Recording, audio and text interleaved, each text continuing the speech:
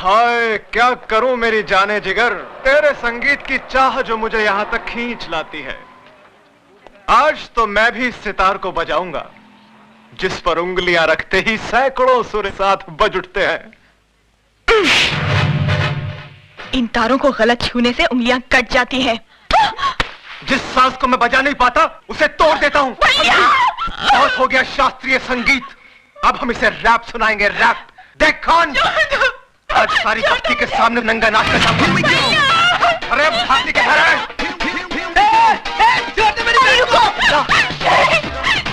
आप वहां जाकर गुंडे मवालियों के मुंह लगेंगे क्या? नहीं, अरे वो सुधा के साथ समझ सिगरेट छोड़ मुझे।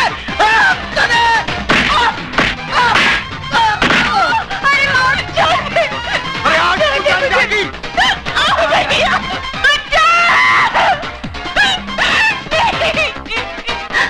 Oh God! Hey man! Hey! क्या करता है तुम? क्या करता है तुम? छोड़ो! छोड़ो हमारे छोकरी को! छोड़ो हमारे छोकरी को! हटो! हटो इधर से! छोड़ो! छोड़ो! तो पीछे करो! छोड़ो हमारे छोकरी को! छोड़ दो मत, हमारे छोकरी को छोड़ दो! कोई तो हेल्प करो! हम बोलते छोड़ो! Hey man! क्या हिजड़ालों का माफिक देखता है? इस बस्ती में कोई मर्द नहीं है क्या? मर्द? ये म्यूजिक किसने बंद किया?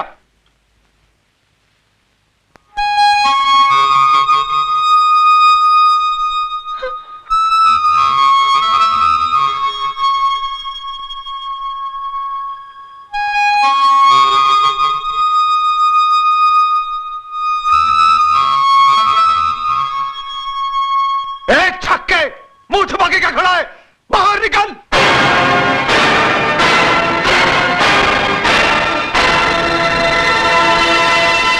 अजय, मारो इसे!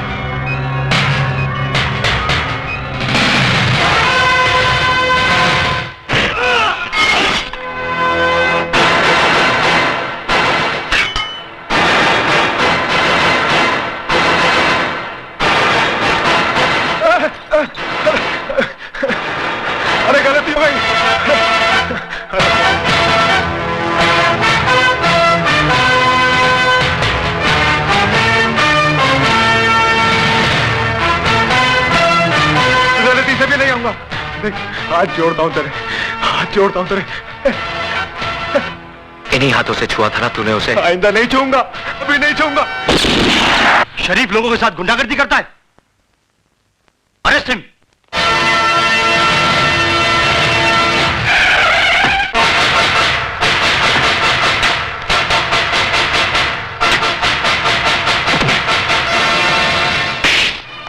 भवानी साहब, मैंने उस लड़के को पकड़ के रखा है जिसने आपके भाई पर हाथ उठाया था। उसको गिरफ्तार करने की बजाय उसकी लाश मुझे दिखा देता ना, तो उसके वजन जितना सोना तेरी घरवाली के बदन पे सजा देता मैं। कहाँ है वो? लॉकअप में। Lockup call.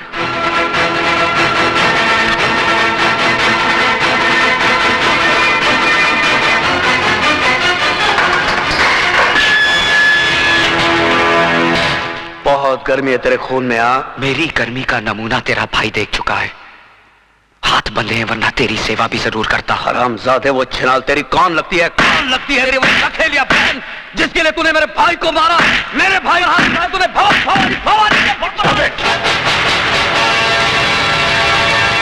ये पुलिस स्टेशन है भवानी सिंह, तेरी रखेल का घर नहीं जहां तू मनमानी कर सके। तू नहीं जानता एसीपी, इसने मेरे भाई पर हाथ उठाया है, भवानी के भाई पर। निहायत बेवकूफ हो तुम। जिसे लातों से मारना चाहिए था उसे हाथों से क्यों मारा? एसीपी चिल्लाओ मत। शेर के खर्राटे भौंकते हुए कुत्ते से ज्यादा खतरनाक होते हैं। मैं चाहूं तो इसी वक्त तेरे हाथ तोड़ सकता हूं। यह ख्वाब तू बहुत दिनों से देख रहा है शिवचरण, लेकिन अभी तक तू मेरा बाल भी बांका नहीं कर सका। खाकी और खादी में बहुत फर्क होता है। तुम सिर्फ जुबान चलाना जानते हो और हम हथियार। बहुत जल्द तुम मेरे निशाने पे आने वाले हो। गोलियां बर्बाद करेगा तू। बुलेट प्रूफ जैकेट सरकार सिर्फ मंत्रियों को देती है, पुलिस अफसरों को नहीं। नहीं जीत सकता तू मुझसे, नहीं जीत सकता, क्योंकि कानून की जंग जज्बात के बारूद से नहीं, सबूतों के हथियार से लड़ी जाती है शिवचरण। तुम्हारी हर छोटी से छोटी हरकत और बड़े से बड़े गुनाह की फाइल तैयार कर ली है मैंने, और बहुत जल्द वो फाइल चीफ मिनिस्टर साहब के सामने पेश करने वाला हूं। उसके बाद तुम्हारे जिस्म से बुलेट प्रूफ जैकेट तो क्या, तुम्हारी खाल तक उतार ली जाएगी।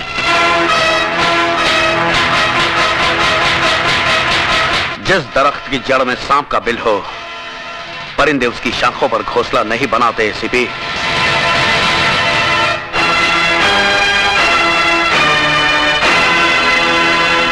खोल दो इसे।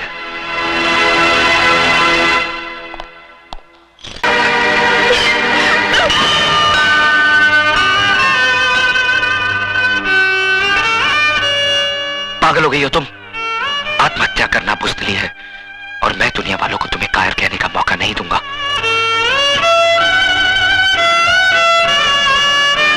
मैं पूछता हूं, कौन सा पाप, कौन सा गुनाह किया है इसने?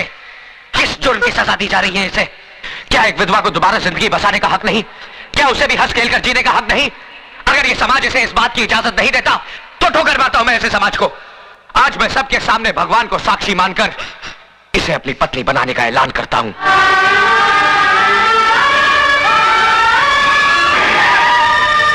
एसीपी साहब, देखिए यहाँ पर क्या हो रहा है। जल्दी आइए और हमारी इज्जत को लुटने से बचाइए। एसीपी साहब देखिए, वो कमीना क्या गजब ला रहा है, एक विधवा की मौत में सिंदूर भर रहा है।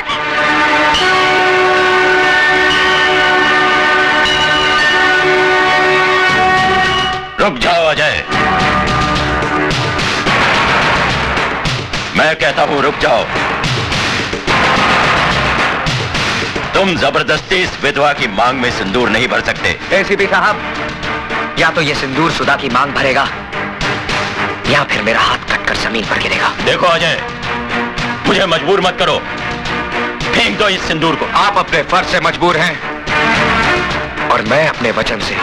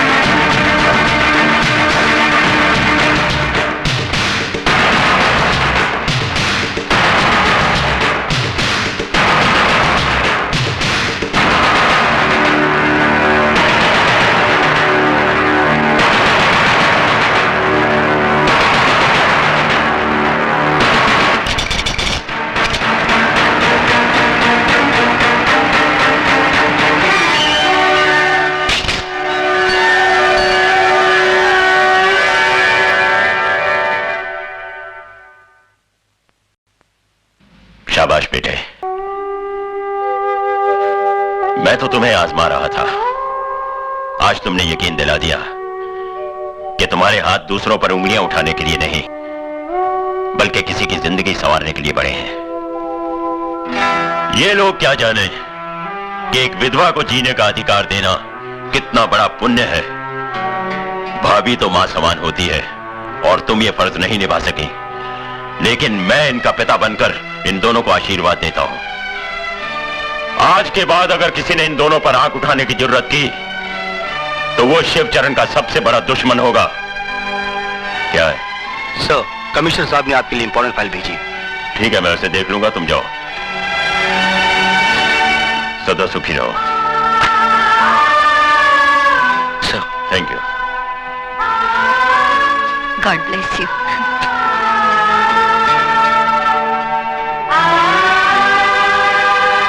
मुबारक हो गुरु।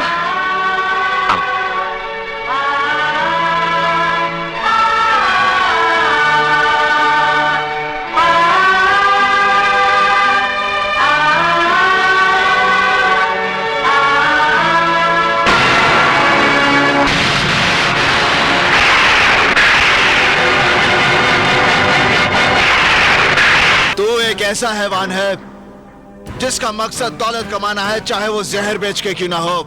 जिंदाल से ताकत आजमाइश की भूल मत करना, क्योंकि ऐसी भूल का मतलब है अपनी जिंदगी को दांव पर लगाना। लोगों को मौत के बाद चिता में रखा जाता है। अगर उन बच्चों को कुछ हुआ तो अपनी ही चिता में मौत का नजारा देखने वाला तू पहला शख्स होगा।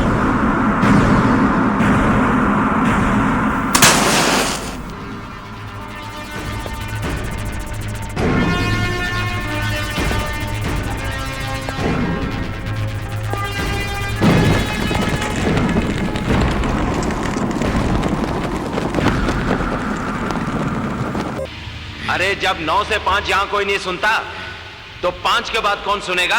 ये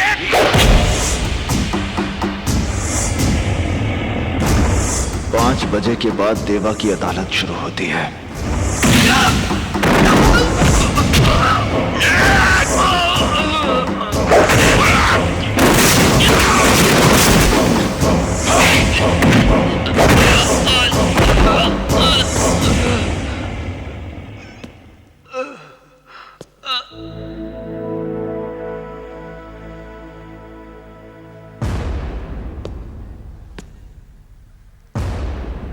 जानवर को मारने के लिए जानवर बनना पड़ता है बाबूजी।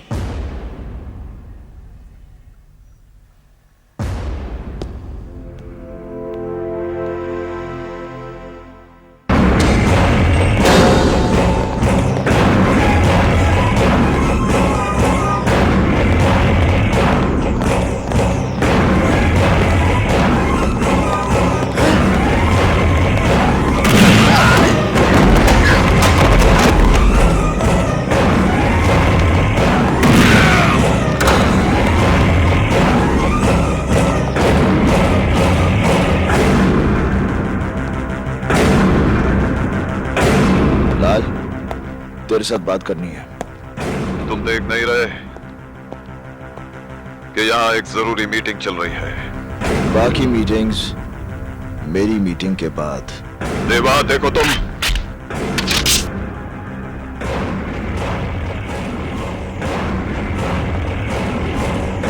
मैं तुझे मारने नहीं आया लाल। ये काम मुन्ना या मनी कोई भी कर सकता है। आखिर तुम चाहते क्या हो मुझसे? लाल सिंह, तूने अपनी गुंडागर्दी की बदौलत जमीनों पर नाजायज कब्जे करके बहुत बड़ी बड़ी इमारतें खड़ी कर दी। तेरी भूख इतनी बढ़ गई है कि अब तू स्कूल और शमशान जैसी जगहों को भी हड़प लेना चाहता है। ये कलीना वाले प्लॉट के पेपर्स हैं लाल सिंह। आज के बाद इस जमीन पर तेरी कोई दखलंदाजी नहीं होगी। इन पेपर्स पर साइन कर, तेरी जिंदगी के 5 साल मैं बख्श देता हूं।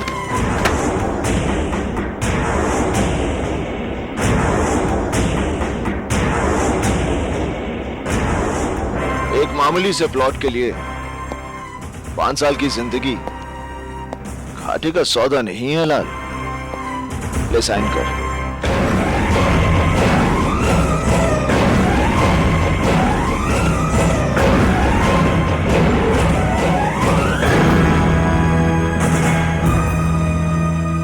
जिस वकील को मारने के लिए तूने अपने आदमी भेजे थे वो अशोक प्रधान देवा का बाप है। अगर दोबारा तूने ऐसी गलती की तो तेरा वो हश्र करूंगा कि तुझे अपने हाथों से अपनी जिंदगी फिसलती हुई नजर आएगी। तेरे माथे का पसीना और दिल की धड़कन ये बता रही है कि तुझे अपनी जिंदगी से बहुत प्यार है।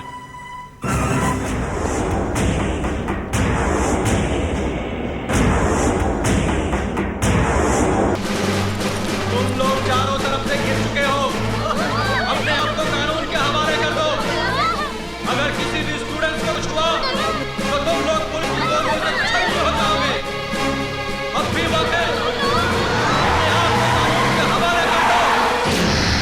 मैं तुम्हें आखिरी मौका देता हूं, तुम लोग यहां से बचकर किसी भी सूरत में नहीं जा सकते।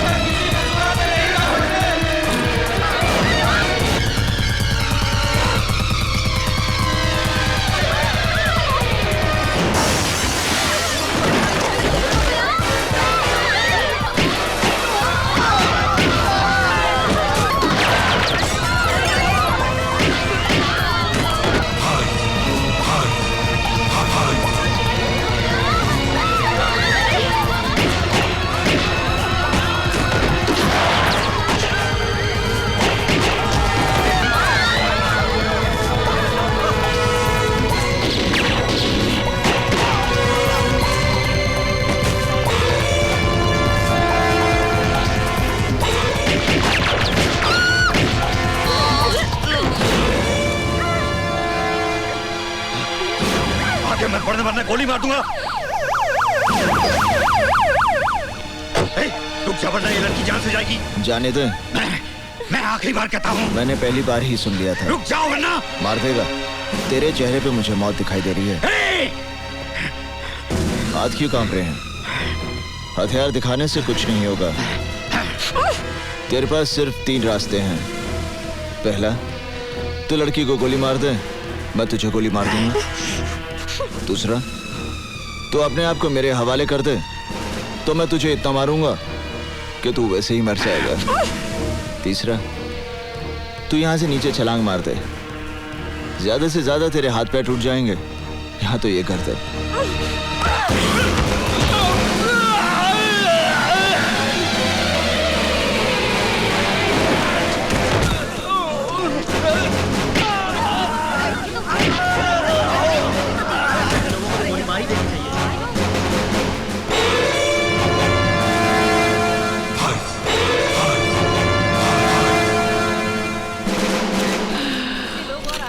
बाबा कुड़कुम्बा।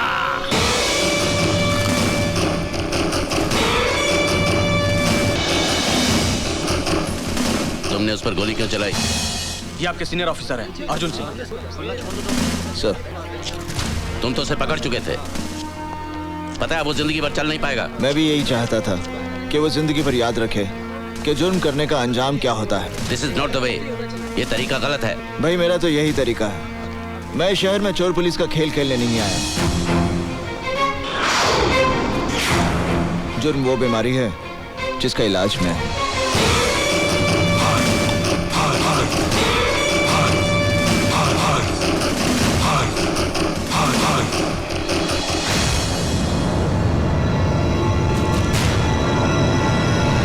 हमारे सोर्सेस का कहना है कि गावा फिरोजी शहर में ही है, मगर वो कहां है और उसका अगला कदम क्या होगा इसका हम सिर्फ अंदाजा ही लगा सकते हैं। सर, उसका भाई सिकंदर भी इसी शहर में है।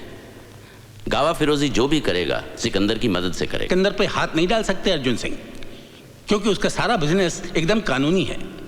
हालांकि हम जानते हैं कि सिकंदर का चेहरा गावा फिरोजी की शराफत का नकाब है। फिर हम यहाँ बैठे झक क्यों मार रहे हैं? झक मार रहे हैं?